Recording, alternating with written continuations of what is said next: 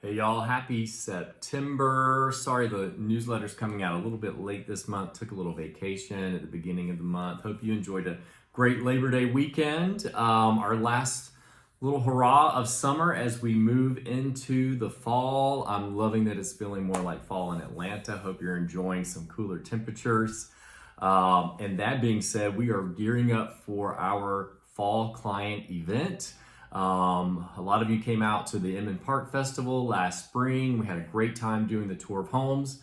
We're going to do something else really fun this fall in November. More details to come, but go ahead and mark your calendars now for November the 4th. That's a Saturday. Would love to see as many of you as possible. We're going to be doing something similar this fall. It's a little hint in the email below. Maybe you can figure it out.